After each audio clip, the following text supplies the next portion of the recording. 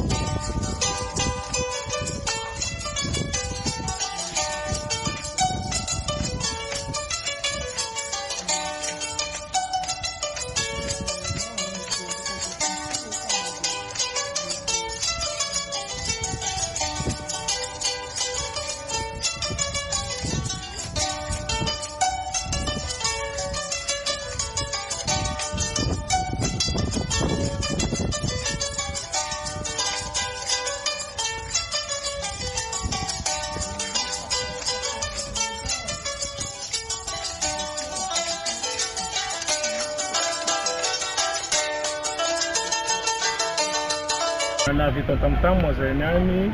no ny fagnamboarana misy atao anatin'ny tanàna tamtam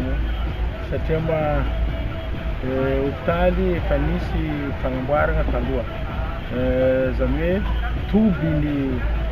efa misy teo kanefa tsy mafentra petra amin'ny hoe hopitaly CSBB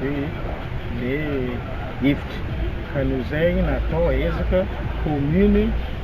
ny ezaka hanohy ny io tragno io mba hitanteraka ny CSBB ka niany nagnano descente sur le lieu mizaha tanteraka antoerana aizany toerana anaovana io l'hôpital anaovana io fagnamboarana tragno io ka niany ny fotoana zay ny fagnanaovana satria ma vola madidiny commune agnanaovana izy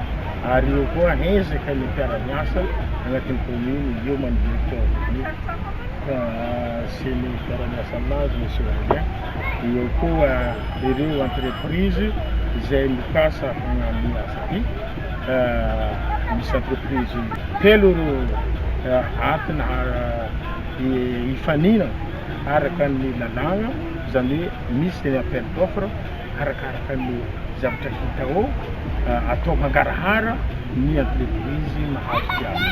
ka zegny ny ampidinatiny any noho ny fagnatsarana amin'ny tanàna ary hita moa ty mambany volo nosy sahirana be milafiny fahasalamana sagnatria misy marary amin'ny haly